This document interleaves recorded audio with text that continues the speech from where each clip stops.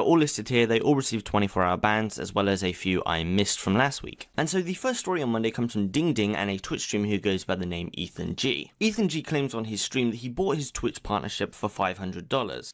He said he bought his account. I didn't buy the account, I bought partnership. You can just buy partnership, and they sent you an invite the next day. This idea is backed up with his account having only 1,000 followers and no record of even streaming on Twitch. And so he ended up on Paul's stream where he said he would stream on his partnered Twitch account with him. So now he's going to put him on a stream, and he's going to see how long... It's live, hell yeah. Alright, let's time it. How long until this motherfucker... Yeah, go up, and how long until this gets banned? Let's see how it's... And so they tried to get a little bit of content in on Twitch before the channel got banned. Try to get to the Steak and Shake before the channel gets banned. And let's try to eat a meal before it gets banned as well. But of course the channel is now banned, and based on what he did, this is most likely permanent. Moving on Monday with the Twitch streamer Anomaly, who is also a big YouTuber, has also received a ban on Twitch. This ban, which was originally believed to be permanent, we now know is only 30 days. And the reason behind his ban is to do with hateful conduct, and that is where this clip comes in. Oh no. Oh no.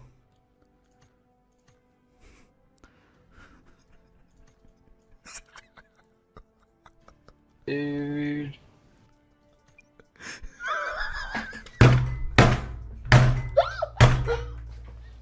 Load that.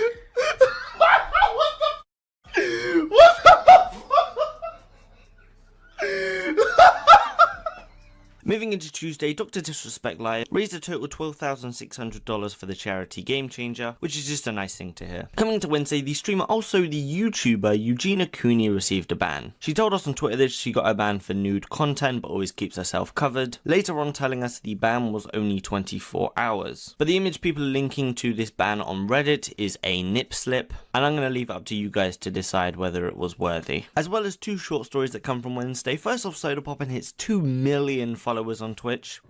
2 million followers?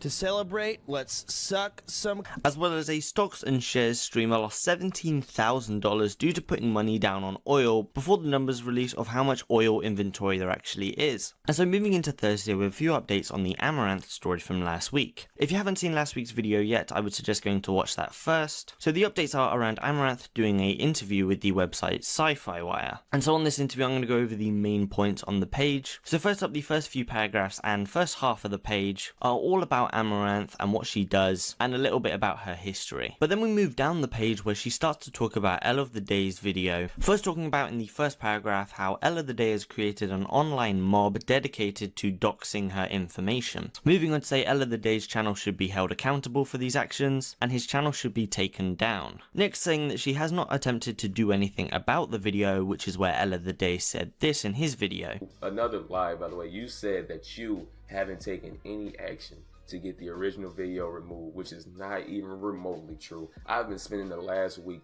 trying to figure out how I can avoid getting that video removed because YouTube emailed me saying that someone, an anonymous individual, has striked it. Well, not striked it, but reported it as an invasion of privacy, some type of privacy complaint, right? This is also where we come in because the exact same happened to us. But as I'm seeing with his video as well, is YouTube are in our favor. Moving on, saying that Ella of the Day stripped her of all her anonymity online by sharing all of this personal information. The next paragraph covers how Amouranth viewers haven't been affected and that people don't donate with the intent of any relationship, and finishing this off by saying that none of this is going to stop her from streaming. Aside from that, there is one more clip that comes from Amouranth herself where she said this on stream. Holy fudge isn't a dating service? Rio, haven't you heard though? Haven't you heard the news? Every female on the internet is eligible to be dated by people who see her. She's an eligible candidate for every person who sees her. Haven't you heard? That is the law of the land. No matter where she lives, no matter what their compatibility might be, no matter what their sexual preference is, anything. If she's on the internet, Bob's vagine, you can date her. And so the final few bits that come from Amouranth is that people have been receiving recommendations from Twitch on live channels that aren't actually live, as well as I'm sure she's received a lot of reports about this based on recent drama and Reddit's hatred for Amouranth, but she's well known for being one of those streamers that is always in the incorrect category on Twitch. This is shown in recent streams by playing Just Dance while staying in the IRL area, which means that Twitch here are most likely just ignoring all the reports they're receiving. But wait, there's more. So finally I have a few opinions from a few streamers. Specifically, first we've got a girl streamer who goes by the name X Chocobars. Then after this we'll have Trainwrecks TV's opinion on it all. And then finally, if you guys all want to pitch in with this, leave a comment below. How do you feel about like what's going on Twitch these days?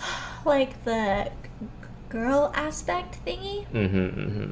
People love talking about women on the internet. They do. Women. Honestly, I'm always the type who's just like, I understand, like, I'm not a very judgmental person, in my opinion. So if, I mean, whatever she's doing, it's whatever, but I do feel like it's harming other streamers, like, who don't do those things, because I get called, like, an e-girl or a thought, and I feel like it's undeserving, and I feel like people are like this now because of what's going on. Well, I mean, I don't know if that's true. It's just how I feel or what I think, which sucks because I feel like it's Raj brought up an idea off stream about how he should do the dating show but reversed. How it should be 4 guys judging 1 girl. And I told him it's a bad idea, too much liability. Why? Because 4 girls can sit there and call a guy ugly. 4 girls can say a guy's disgusting and an asshole. But all it takes is 4 guys to tell 1 girl that they don't like her and for her to cry on stream. And all of a sudden Raj is a sexist and promoting misogyny. It's the most disgusting thing in the world.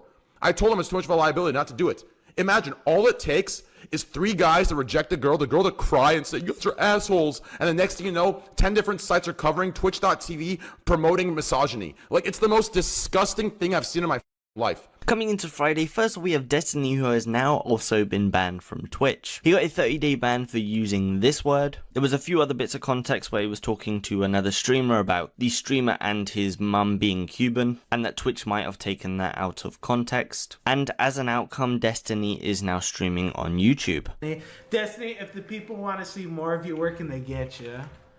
They go to my Twitch channel. I don't think I've been banned yet. And so coming into Saturday, we have a bit of drama surrounding Gore. But to really understand this, you need to know what has happened up until now, and it's also a story I haven't been covering. So last month, Gore started a fundraiser to get his family out of the caravan they're living in. This really is not the kind of place you want to see a family of 5 living there. So Superman comes in as the person who has the ability to raise large amounts of money for his family. He decides to do this through media streams where you would donate money, and you could play a YouTube clip on stream where you would get the reaction of him and a few family members. Gore then suddenly announces he's ending caravan and family streams in a YouTube video that has now been taken down. But it seems he blames the community for the drama he had with them. Look, the internet ruined my families and my relationship. And so what I could find from his fundraising streams is he raised a total £9,000 towards them leaving their caravan. And so the drama that came out of all of this is that Gore never actually gave his mum the money. This was due to them falling out, he said, because their relationship was ruined. He wouldn't be giving them the money until it was fixed. And so that's where the updates come from. So a month ago from now, on the 8th, Gore tweeted out saying that he made up with his family, and yet still hasn't given the money to his mum. And so the latest update we have to this is that he has now sent the money to his mum, but a message shown through Instagram shows that his mum no longer wants the money because she sees it as dirty money. And so because of this, it's seen as Gore creating this entire fake fundraising scam to get money from his community that's actually going nowhere good. And so finally, the latest thing we have is that he's now lost his Discord partnership because of this fundraising scam, as well as he's brought out a statement he calls the last statement. First off, talking about Discord,